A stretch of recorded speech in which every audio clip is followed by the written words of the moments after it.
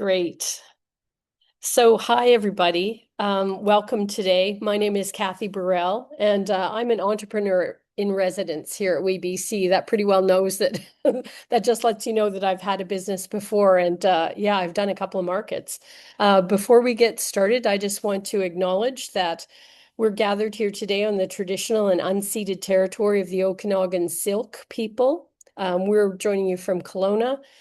We recognize, honor, and respect the presence of Indigenous people, past, present, and future. So welcome, everybody, and thank you for joining us today.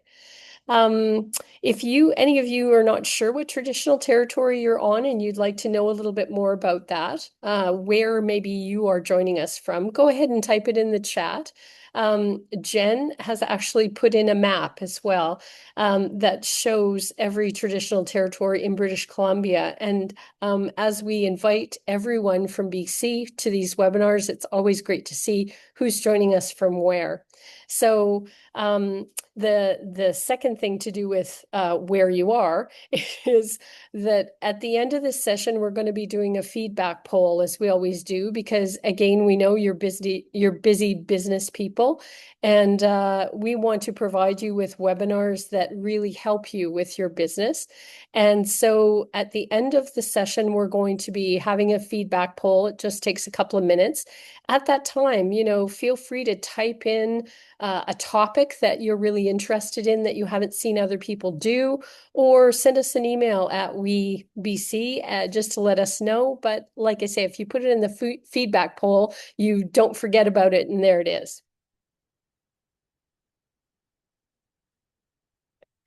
Okay, I'm going to tell you a little bit about what we offer here at WeBC.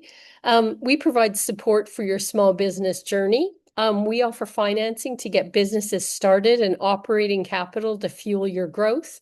We offer way more flexibility than traditional lenders because we take a holistic approach and provide loans based on your business's viability, not based on a sort of a random formula.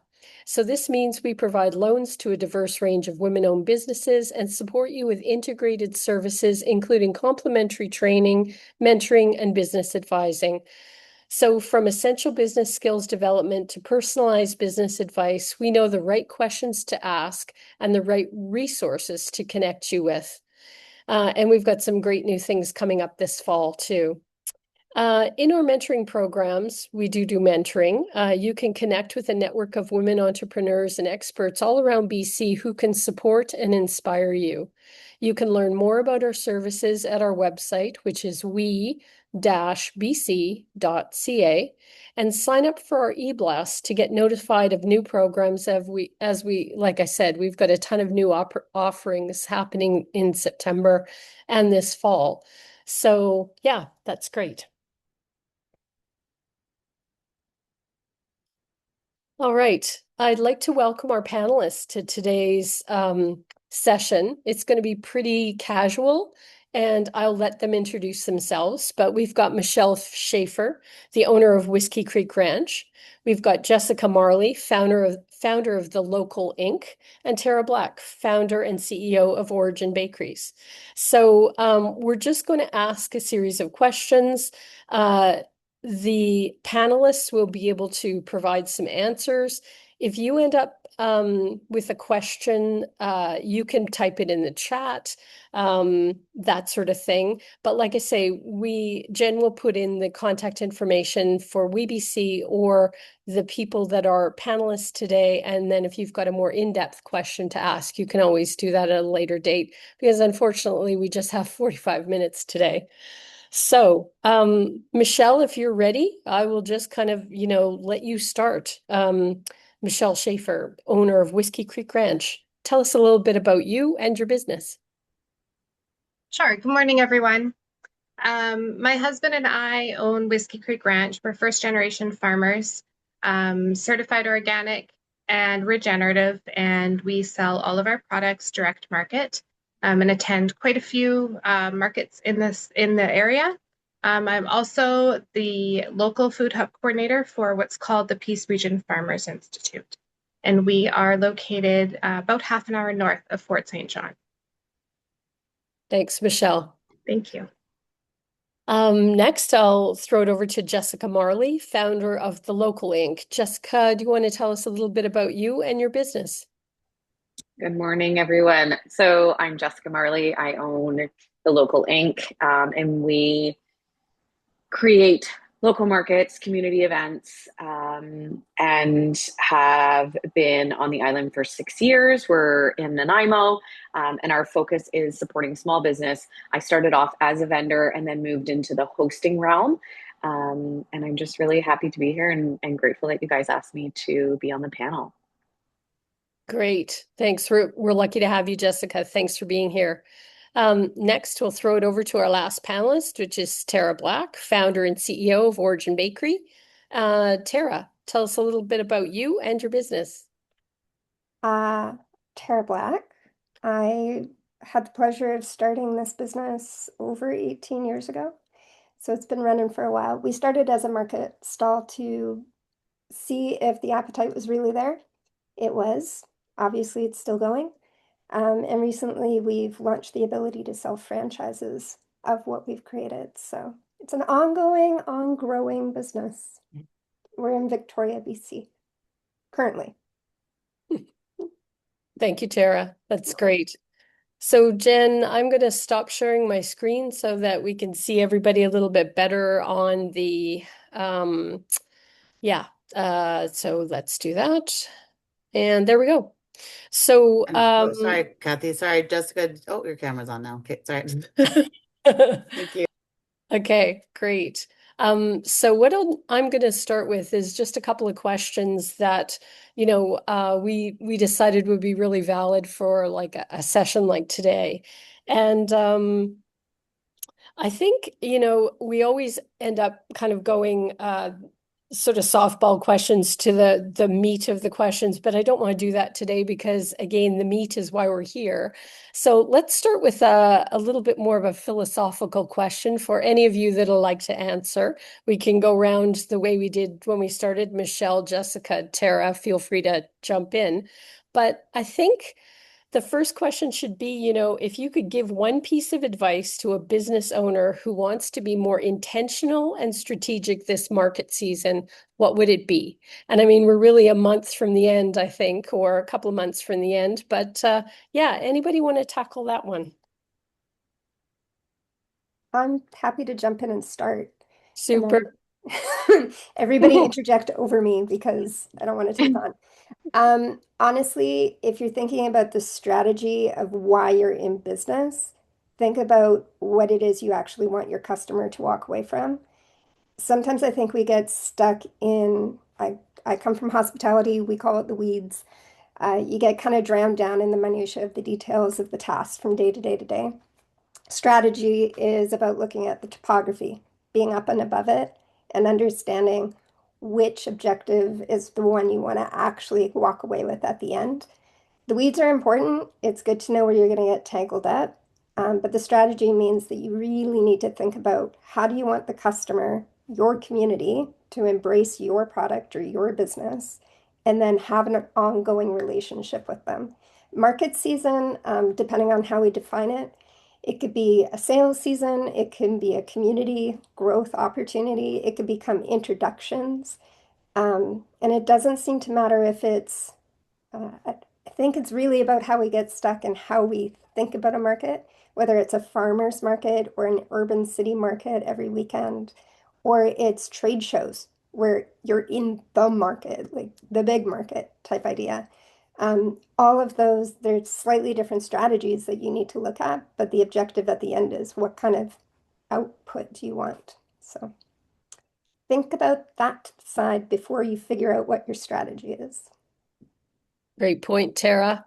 Yeah, the thing with having a business is you have to think about everything all at the same time. But when you're doing a market, you have to think, that's the priority for a certain period of time. So, Michelle, Jessica, any advice for somebody? Yeah, I'll kind of go on to what Tara said on in terms of like strategy. I think a lot of small businesses are struggling right now with where do I go? which ones do I do? The market has become very saturated. And so I think it's very difficult for small businesses to understand, like, this is so confusing. I'm not sure if this is a good one or a bad one. I always tell my vendors to try as many as you possibly can, and to understand that if one market is bad, it doesn't mean that it's bad all the time.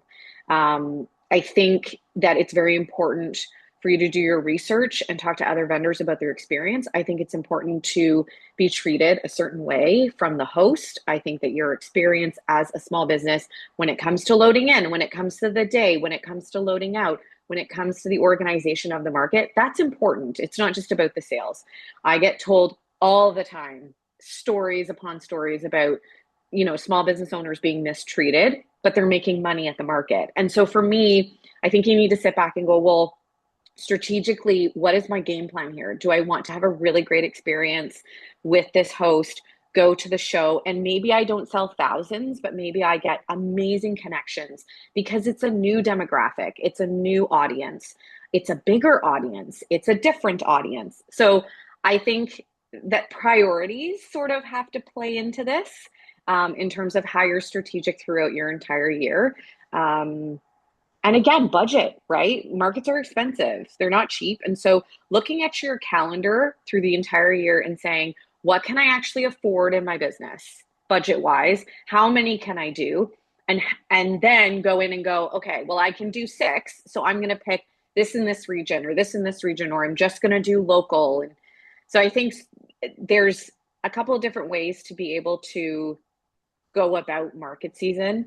But I think it's really important to do the ones where you're treated kindly. But that's just my little tip at the end there. Those are great. Yeah, I don't think anybody would want to. I mean, yeah, like considering, how many vendors there are and everything else, you want, even if it's 4 hours of your time, you want it to be a good, valuable 4 hours, not something that's very heavy and hard. Yeah, for sure.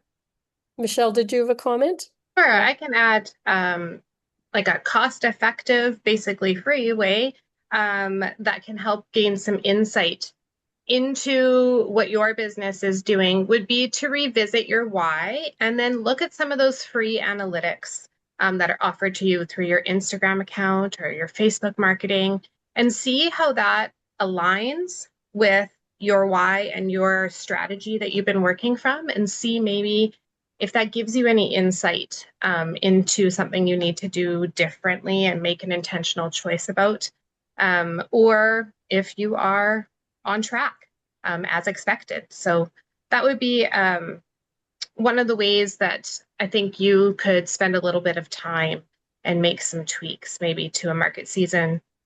When you're in the thick of it, it's really hard. It's really hard to take that time and revisit, because it's an exhausting season for a lot of people. But yeah, that would be a quick and easy way to get yourself on track or back on track. No, it's really good advice, Michelle. And again, one of those things that you've got to recognize there are challenges, but on the other hand, yeah, if you're committed, you're committed. So you've got to make that worthwhile for yourself. So related to that, I mean, can any of you, share a moment when it was a slow or disappointing market? However, that market, you actually had a light bulb moment, and it gave you a valuable business insight, and what did you do with that? Anybody? I could have come from a different perspective as a host, I think, when it comes to slow markets. I mean, I do hundreds of them. I've been to hundreds, I've hosted hundreds, and I've seen slow. And it's debilitating as a host. Yep. But I'm very proactive. I mean, I stay at my markets the entire time, which some hosts don't. And I have really deep conversations with my vendors. And I find that really interesting. And so for me, there's a couple of factors when it comes to a market and whether or not we do it again. So if a market is really slow and nothing's happening, and I've done all the background work for it, there are times when I just won't host in that location. It just depends on the feedback from the vendors. And so for me, at the end of the day, the vendors need to be happy because they make my business. It's important to me that they're happy because they're not going to want to come back. Yeah. There are other situations in markets that I've had where it's been slow, but the intention behind the communication is so different. Vendors are saying to me, but they're standing and talking to me for 10 minutes about my product. There's engaging conversation, which is very valuable, and sometimes doesn't happen in a very busy market. And I found when I started in the industry, people would talk about, the street markets and night markets that have been going on for 20 years. And there's thousands of people. And I'm like, but that doesn't mean anything if no one's buying or engaging. It actually means nothing. So if you have intentional shoppers and people that, I did a business summit and it was so interactive. People were complimenting the small businesses on their products and wanting to know more about it. And there was just so much engagement, and the difference in the small business owners' attitudes in that space was different than, a hustle bustle, let's just, get some products sold. So I think that there's so much good that can come out of a small market that maybe small businesses don't see, because it does tend to be about the sales and the busyness of it. But I have definitely seen the other side of things where they feel seen and heard, which is really important. No, good point. Tara or Michelle? Go Sure, for I it, Michelle. can. Oh, okay. Um, yeah, a few years ago, when we were first starting out with markets, we said yes to a market that was paired with like a local parade. We knew it would be really, really busy. And at that market, that first time that we attended it, we set up like usual. But it was a really disappointing market for us because people weren't there to buy their groceries for the week. They were there to pass through, maybe grab a handheld snack and carry on and do some of the other celebrations. So for us, our sales were really down compared to, a regular market that we would have attended. And what that gave to us for valuable insight was to change what products we kind of put out there, or perhaps even say no to it in the future. And we've done that market again since then, and we do put different products out, and we move through those a lot quicker now. We don't put out our standard Saturday morning farmers market products at the forefront now. So kind of learning what your customers are going to be there for really helps give you insight into how you can best position yourself. No, a great point. Because I mean, sometimes, depending on the mood, you're kind of like either this is over, this market's dead to me, I'm never coming back to this town again. Or the idea is could I have, yeah, like when you see the crowd and you see the what's going on and it's your first time at a parade, you're like, Yeah. that's what, Yeah. that's what they want. So Yeah, yeah, nobody wanted to buy a pack of steaks, but they wanted a piece of beef jerky, right? So it Right. was, yeah. Yeah. exactly. Yeah. Yeah, I used to have a store on White Rock Beach on Marine Drive. And yeah, on the Seafest parade night, you'd have to wait till it was dark and everyone would come by. I had these crazy necklaces that glowed in the dark, and I just bought them specifically for that night. And I tell you, it was Right. like every third person I sold out of them. And it's Yeah. like, yeah, nobody came in to try on shorts, Right. Yeah. but they all took a necklace and were very happy for it. Yeah. Tara. I just I think of every opportunity, especially when it's in a market showcase, regardless of the size, it's a research moment. Mm. So the research starts before you go. It's understand who are the attendees, who's going there, who's going to show up, what's driving them. Are you the driver? Like maybe you're such a unique business that you're an actual driver for that host to bring in. Or are you someone who's kind of on the fringe, you're very unique, but you have something that people get intrigued by? Know that you're not going to capture 80% of the audience that's attending, but your success rate would be capturing 10% of them. Just understanding what you're setting yourself up for and why you're setting yourself up for that For me, our business is an entirely gluten-free business. We started it 18 years ago when it was not popular, and I was met every single time people were asking what I was doing was why? Because I'm not a Mm. celiac. I actually don't need to eat in the manner in which we're producing foods. Um, so, and also the other question was always behind us, especially if you're a startup, if you're kind of in your infancy. If it's such a great idea, why is nobody else doing it? Mm. Understanding why you're showing up for the community that you want to serve and really have confidence in that because you're going to be met so many times, whether it's like the people who are very innocently walking up to your booth and saying, "Oh, what are you doing? Why are you doing that? Why is it different? I don't know if I'll like that." It's like, well, let's engage in conversation and be curious about who the customer is, why you're doing this, why you want to introduce it to the marketplace, and then see how that can grow. For us, the market, when we were actually attending traditional market stand, it wasn't about selling everything in the market that day. It was about introducing ourselves and saying, you could place an order with us and we'll make that product and deliver it to you. And that's how we proved that the business was actually a needed thing 5 days a week or 6 days a week or 7 days a week, rather than just on a Saturday or just as a pop-up once a month, that type of idea. So really understanding why you're attending which market and what experience you want to get out of that from a research point before you enter it. So that even if you have that occurrence, and I've been there, I've been in the showcases where it's a slow day. You walk away with so much more insight if you stay curious in the moment of why people are there or why people didn't show up. Like, we have a lot of demands on our attention. There's a lot of reasons why people don't show up, and we can't make the assumption. We have to stay curious about it in the moment. Slow days give you a lot of opportunity to be curious. You don't have to be reactionary. So, Mhm. It's, yeah, great points. I mean, expectations. I mean, it's a double-edged sword, right? I yeah. mean, you can kind of do it in such a way that it provides a huge amount of pressure on you, or you can do an expectation as a, I expect to have a great day today. Is that all you do? Well, sometimes that's everything. So, yeah, no, that's great. I've noticed there's a lady, Vavarva, has her hand up. Do you want to ask your question? Just unmute yourself. Hi. Hi. Hi.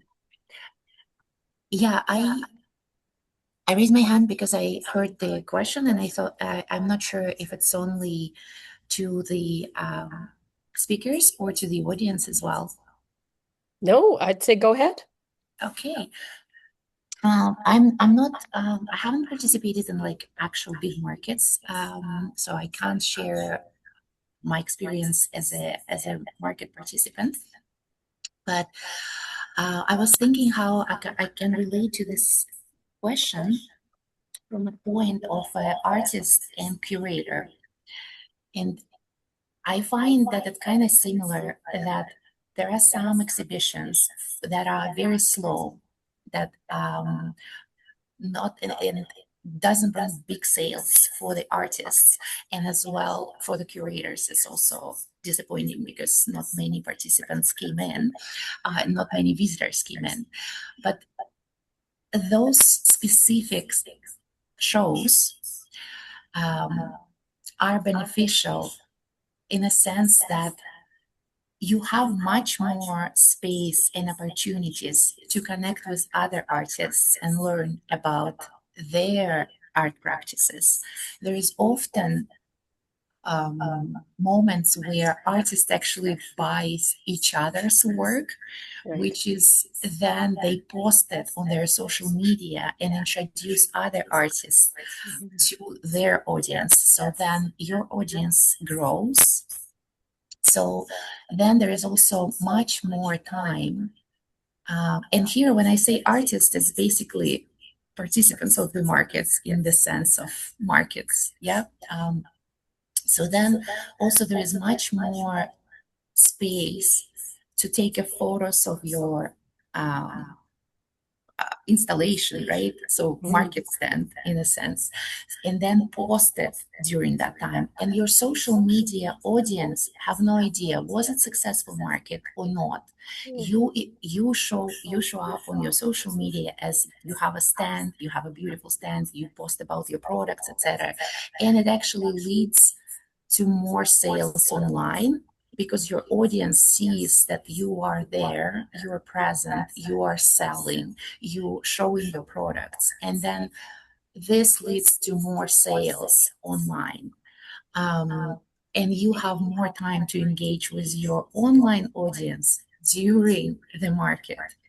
And then this, in a sense of an artist participating in a show, there is also this kind of benefit of growing your portfolio and CV, like your resume, showing that you participated in this show, which leads for other curators, shows, as well as your followers and collectors, etc., to see that you are growing as an artist, as a professional.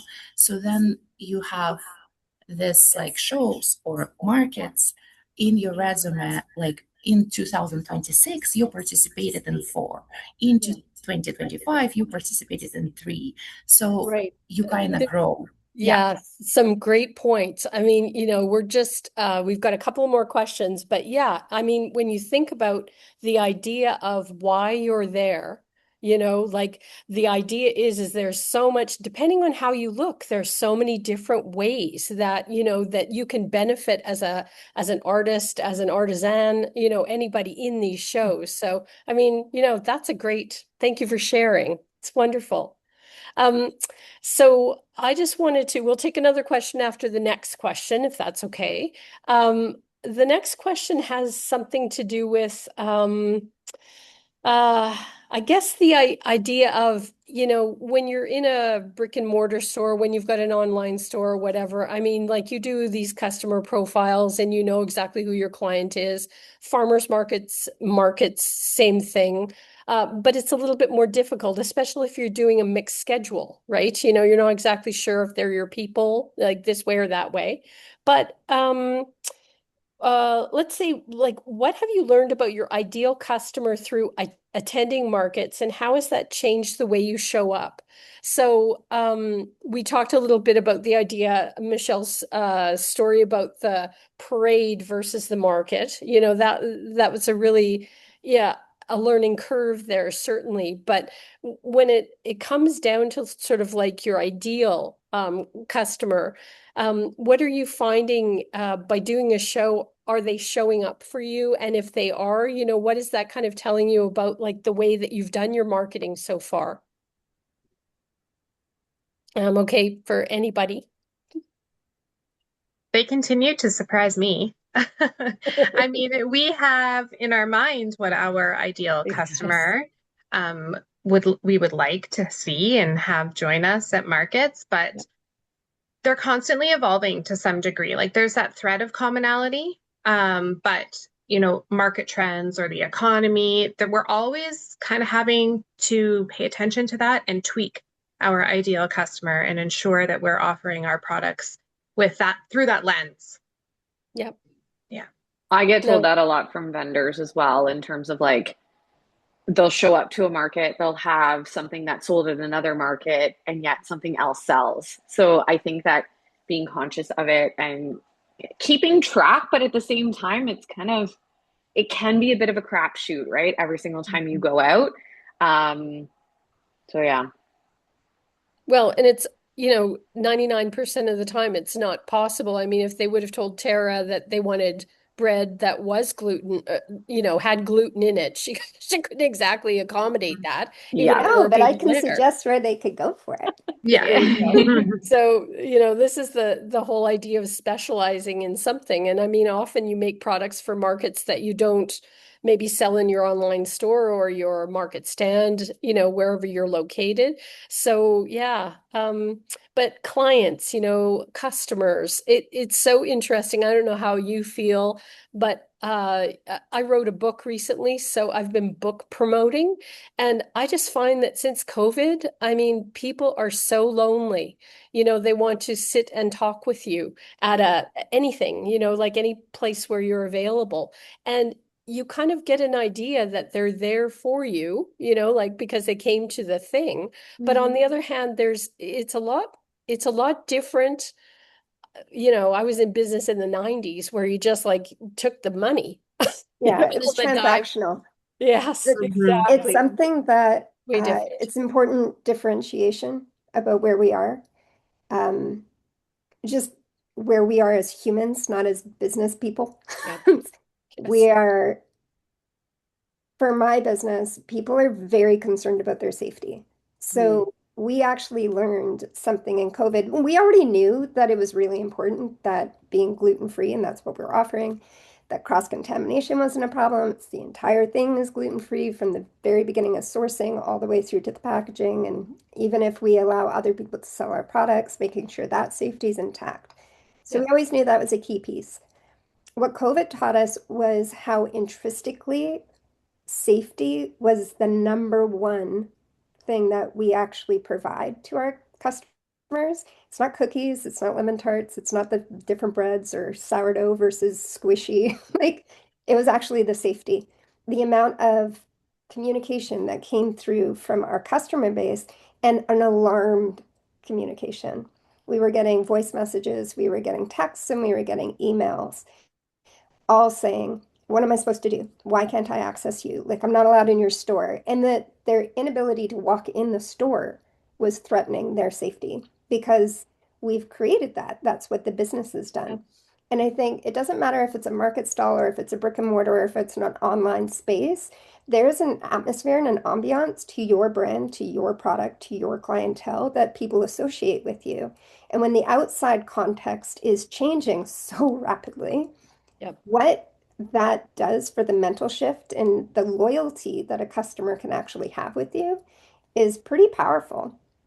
So understanding that maybe there is a market that says, hey, and when I say market, I mean like any marketplace. It could Yep. be maybe you are an independent little starting business that you're just operating in the market stalls.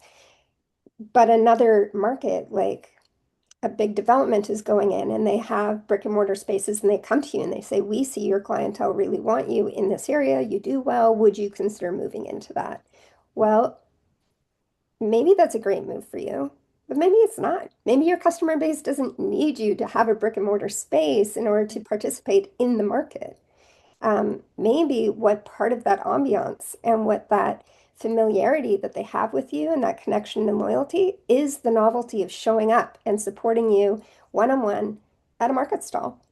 There Yep. are some businesses that never need to move into like a bigger, more, I don't know, grown-up space. We have a very weird way of seeing what success Yep. means in any of Mm. our businesses. Yep. So what we need and what our customers need really need to align to each other in order to be successful in the long run. Uh, we started as a market stall. We moved into a brick and mortar space. That was great. That was a really good move for us. We got rejected from 4 markets before we were allowed to participate in the one that launched us.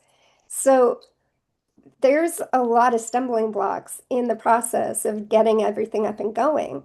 Once we had our brick and mortar store, we opened a second one because we wanted to product test and market test how much of our community needed access at different points. That second place that we opened was good, but we didn't need a whole nother business to support it. What we needed was just a space to support the product that the customers wanted. So we closed that one down. We opened like a kiosk version. It was a brick and mortar, but it operated a lot like a market stall where everything was shipped out there every day. One employee sold it until it sold out, closed the door, and did it again the next day. 3 years later, a larger development came to us and said, hey, we're doing this. We think you're the perfect fit. You'll be one of the anchor tenants, which sounds great. Beautiful kudos to you. Like, oh, all that hard work over 12 years. That's so good. All that ego, you feel so Yeah, good. it's a They nice little want ego boost. you. But we asked our customer base, like, is this what you want? Is this Yep. going to be a good move? And they were all yes, yes, yes. We had the unfortunate piece that the we opened on January 17th of 2020 in a brand new market. It's literally called Belmont Market. And they were really pushing that familiarity of what it means to go to your local stores in that market Be atmosphere. together. But all of a sudden, 6 weeks later, that was shut down. And it was shut down so quickly. And with all those other pieces that we've all touched on about the familiarity and knowing what you know and trusting into the research, Yep. nobody saw anything about COVID coming. What we learned over the course of the next 2 years was how important the key elements of our business by association were to our customer base. Thankfully, that loyalty and our attention to what we were learning has helped keep us around. I've had 20 friends in the hospitality scene in Victoria shut down, and they're not going back. Yeah. They're off doing their own things in a different way because it became too stressful. We still probably have another 2 years until we recover financially from all of it. But what we've learned the entire time is um, what the mistakes were by the context around us, but also by our reactions to it. So even though it's been painful, it's been really educational. Um, it's helped us understand how we would support people if they wanted to operate our business in another place and the resources that we've come out of that with. So it doesn't matter if it's a slow market, and it doesn't matter if your intention is to grow or to big, or it's just about paying attention the whole time and understanding if going into the market, anyone, if you're invited into it, make sure it actually fits you. Because I gotta be honest, I don't think I would have gone into the Belmont market if I knew what I knew now. What they needed was the kiosk version we had before. So, Yeah. Hindsight, oh, it's it's like great. it makes life like so makes you feel like such a fool. You didn't know that. An educated fool. Yes. Yes. Michelle, any comment about any of that? We were talking I about, think, ideal customers. yeah, I think a lot of what I hear Tara talking about too is trust, Yeah. not just safety, but trust. And when you can establish that trust with your customers, they come to you for a lot of other things, Yep. recommendations to other vendors, Yep. other markets. You kind of become that gateway for them for a lot of other things. And that makes it easy for them to recommend you, to be returning customers, and to support you and help build your business. Yep. Mhm. And I guess, that piece too about the markets in general, like if are they aspirational? Like, does everybody start Mhm. out at a market, and then move to a brick and mortar or move to an online store or something like that? Do any of you have any comments about that?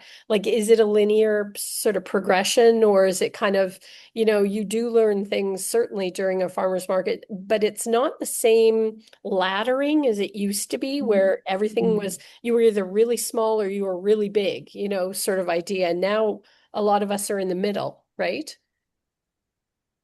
We used to sell out of the back of our vehicle in the pool parking lot in town. We would take pre-orders and we'd show up with coolers and we'd hand those out. We'd have a little bit of extra stuff. Yep. And then we joined the farmers markets and grew from there.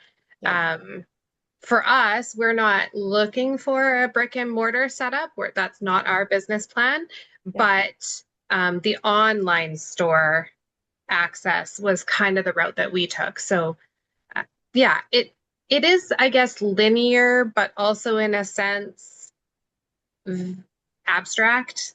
As you as you kind of your goals too might influence how you change. Like you might set out with the plan to become a brick and mortar and establish yourself that way as you build your business, but that can change. Life happens, COVID happens, all the Yep. things, right? And so kind of always moving in and out of maybe that plan that you had for yourself and reevaluating as you go.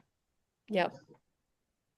And I think again, farmers markets in particular, I mean, used to be, I'm old enough to remember when they were just places that hippies hung out, and sold fancy candles and things like that. Like it was almost like a flea market in a way, where now farmers markets are super artisanal and you can buy somebody's piece of art for $400 or you can Yeah. buy like hand forged metal, like it's, very as good as you would get in any brick and mortar location. And that's been a shift as well. And almost like a deliberate shift in a way, insofar as you're not advertising yourself as corporate sort of idea that you've got a fancy store, but you're still in a situation where you're an artist and you want to kind of portray your way that way too. We had a question from Marie Cecile. Marie, are you still there? Do you want to ask your question? Yes, it was more. I just wanted to share, like Michelle said, sometimes we start at one point to say, yeah, you are in the box, like you need a website, you need an online store, you're going to market because this is how people do their thing, and you don't know how to start. And it's been 7 years for me. I work with driftwood.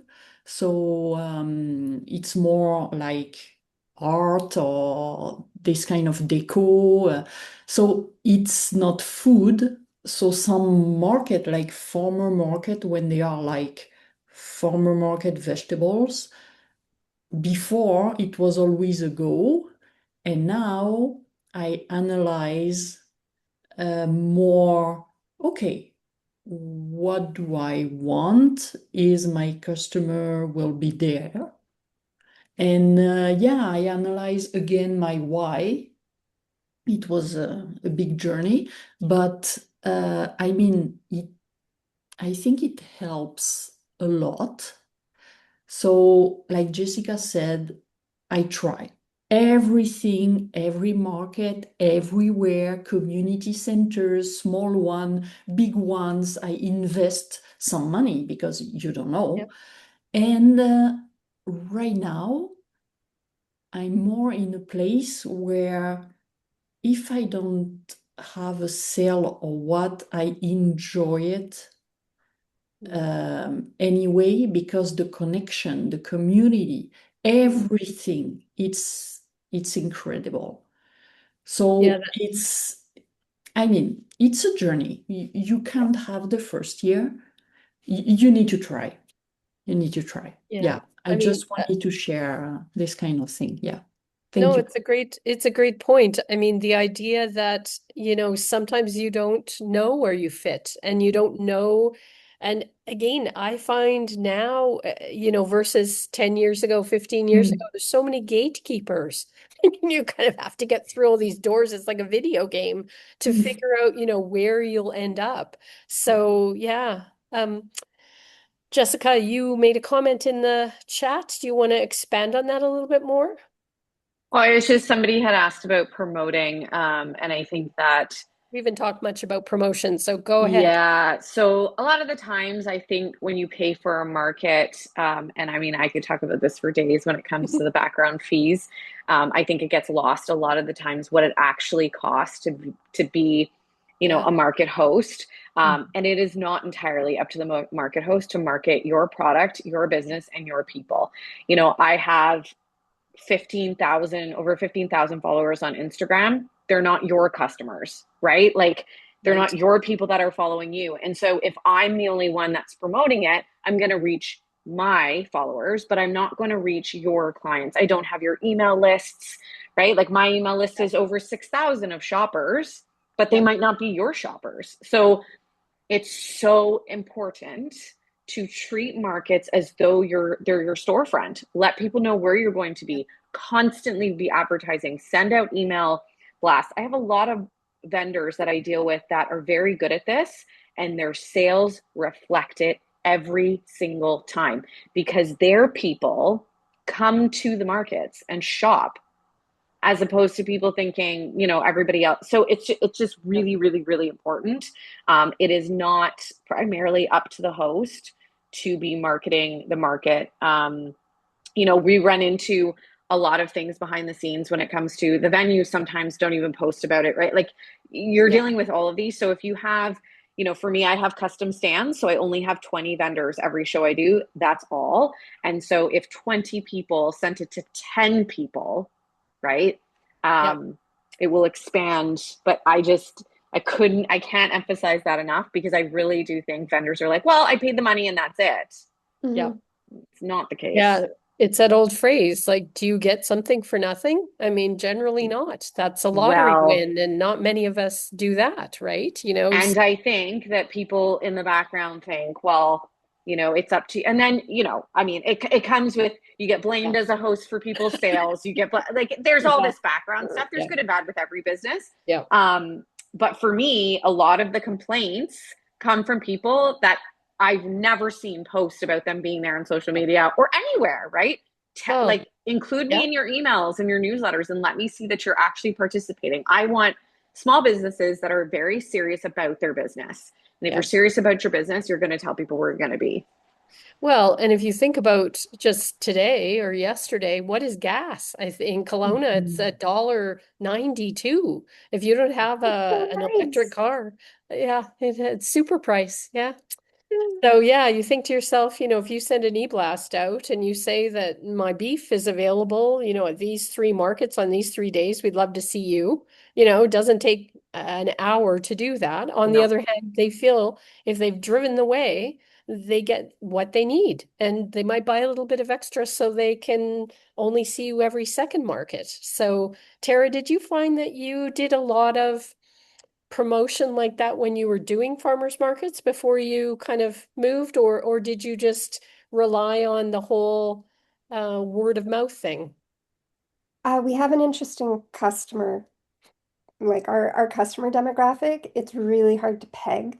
Mm, Um, and we've worked with so many marketing firms over the course of the last, decade and a half.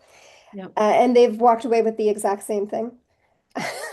So we found that word of mouth actually is the biggest form of marketing that we have. So we work really, really closely with our customers. Nice. Our retail staff now that we have, we treat them, like train them to have conversations and to create relationships with the customers that are coming in a similar fashion to like when I started, I had a business partner, and so it was just the two of us. And we would have conversations with each person. Something different in the gluten-free autoimmune community is the fact that people are intrinsically invested in their health and they need to know that you are. And part of that is Yeah. letting you know why and what and how. So a normal bakery, you walk in and you see a croissant and then you see a cookie, and your choices are like, oh, I have X amount of time before I hit the till to tell them what I want. As I'll get to the till, I'll say, maybe I'm still making my mind up and say, oh, which is your favorite, the chocolate chip cookie or the croissant? And they give you, and then that's your interaction. They give you your thing, you pay for it, you walk away. Yeah. Within our scenario, it's always been, are you sure everything here is gluten-free? That's the first conversation. And Mm, then 10 minutes later, after learning everything about what they should or should not need, our staff could have the opportunity to become jaded after having, 200 conversations every day yeah. following the exact same mantra, or they could stay curious with each one of those customers Yeah. and develop a relationship that the next time they come in, they know that person's likes, dislikes, or where they really need to avoid something. Um, we found that with the market, that conversation style is no different than what we now do, like Mhm. 17, 18 years later. What we learned in that area was if we do a really good job in paying attention to those conversations actually multiply through the autoimmune community way faster than Yeah. anything we could put out on Facebook or Instagram or radio or newsprint. And we've Yeah. tried it all. Yeah. I mean, we don't have a huge Instagram following. I think we're sitting around 4,500 people on Yeah. Instagram because we don't do anything that's like really viral. But the people that are there, they pay attention Yeah. and they comment and they let us know in store what they saw. because our demographic is so wide, we have everything from like 3-year-olds to 93-year-olds. And so there's only a small window of that demographic that actually pay attention to online social Yeah. advertising. So what Well, we've come to understand is paying attention to the conversations we're having, whether it's at the market stall or whether it's in the stores or in a grocery lineup when somebody's curious as to why I'm buying $1,000 worth of dairy. yeah. So, Yeah. every single opportunity where somebody sees something a little bit unique about what you're doing, maybe we buy all of our dairy at Costco now because it's actually the cheapest way to support our local dairies. Yeah. So, Well, it's so interesting. You're talking about a concept, that not yeah, many people even remember the whole idea of having a customer for life. yeah, But I mean, people don't stop becoming gluten intolerant, right? no, I mean, if they like your product and you're good to them and they like your product, you're going to have a customer for life. And, that's such a unique place to be because but it's like art. It's like anything else. You like this person's work, you buy this mhm. person's work, you collect it. So you like the taste of someone's beef. I mean, it's better than You're the going to show one at up the for other it. store. They will look for it. So yeah, I totally agree. We do have another question. We have about 3 more minutes, believe it or not, Oh, wow. until I have to like tell you ladies thank you, and I have to tell you about some stuff from WeBC. So, Catherine, are you still there? Do you want to ask your question? And I will beg you briefly. Sounds great.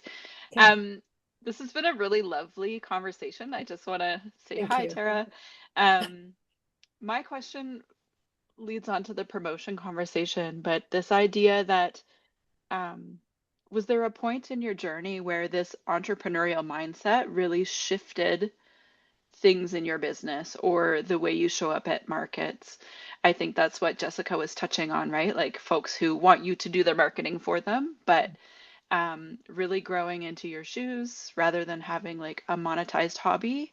Was there a point in Mm, time where really treating what you're doing like a business changed things for you? Okay, this is quickly, such a ladies, good bounce. question. This is Yes. such a good question. I really think that it is, taking your business really seriously, knowing that you want to do it, but also there's sort of this, I think, fine line of making yourself unique in the industry. I think what pushes people out is they'll do markets and they'll just get frustrated and like they won't find, what makes me unique so that I can stand out. Mhm. I think for me as a host, being in a realm where it's majorly oversaturated and anybody thinks they can host a market and nobody's looking at the legal side of it. I come from being in law for 20 years, just stopped corporate at the end of December and went full time in my business. And a lot of doing that, what I did was I up leveled the way that we show up with our shows. So we have custom stands. We provide a custom sign. You do not have to bring your stuff in. All you need is your product. And the concierge service of that I've really seen a difference in terms of who wants to be part of our show and their experience. And so I think when you're doing a hobby, it's fine. It's in the background. When you shift to that, what makes me unique? And Yeah. am I going to put this uniqueness and just go for it and take it very seriously? And again, do what all the ladies were talking about, tracking everything, making sure what you're doing makes sense. All of that feeds into really making that shift.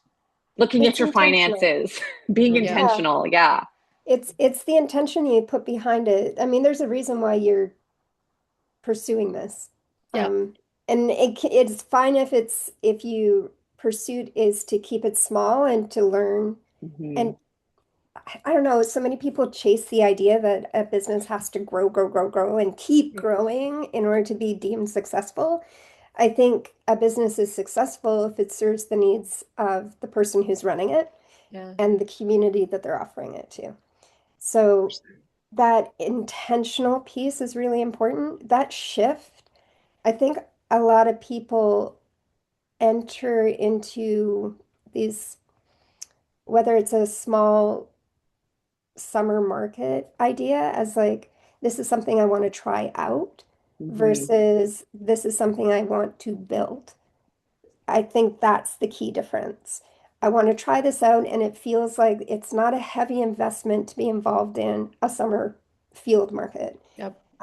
It's a much bigger investment to show up at a market like Jessica's putting on because there's just so much more intention put behind how those events run. It's a lot more expensive to show up in a market like a trade show where you're looking to sell your business, not just your product. So it really just depends on what is the intention of why you're operating and where, and what do you want to see the outcome. So Thanks. Yeah, thanks, Tara. I mean, I have to kind of go. Michelle, anything quickly?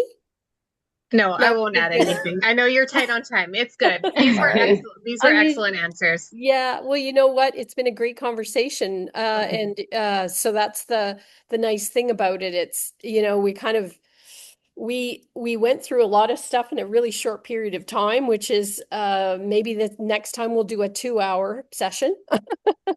And I just want to say thank you to everybody. Tara, Jessica, Michelle, you guys have been fabulous. And again, that only thing I'll add to that last question is that, women do business differently. It's just the way it is. So, however we manage, it's not right, it's not wrong. It just is the way most women, kind of do business. So thanks so much for being here, sharing your insights. Everybody, everyone that's on the call today is going to receive a recording today and some contact information. So that's great. But again, thank you, ladies. I want to do a little blurb about our SMART programs, which, a lot of these things are what's called asynchronous, which means you go online, you get a code, you can access the information for 90 days. In the end, you have a marketing plan. In the end, you have an HR plan. In the end, you have a financial plan, which is fabulous. Any questions, just get a hold of us. There's a part 2 to this. Yay! September 16th, Market Season Growth Series Part 2. After the last market, what do you do with what you learned? And I hope you'll all be there. And we've got a couple of other things already, October, December. You can register at our website, or if you're on our e-blast, then that's, kind of, you can sign up right from the email. Okay, I don't want to forget about the feedback poll. Some people have said they had to go, but thanks everybody for being here. If you can just take a couple of minutes to fill out the feedback poll. If this conversation sparked an idea that you would like a whole session on, we would love to hear that. Which part resonated with you? What did you want to learn more about? Go ahead and please, add it into the feedback poll or send us an email after that. And oh yeah, everybody's good. And otherwise, yeah, if anybody else has to go, that's great. Thank you for being here with us today on an August, Thursday. So I just want to thank all of you for joining us today.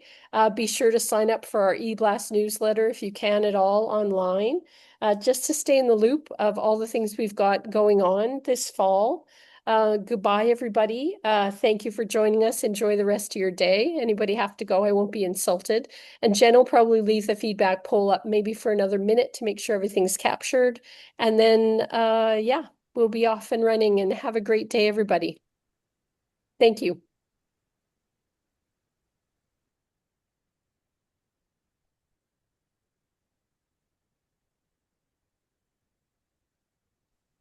Sorry, I don't know what happened there with the poll. I've relaunched it. Oh, did you capture the first part, I guess? Looked like it was 100%. I did, but someone stopped it, so I'm not sure. Jeez, never fails.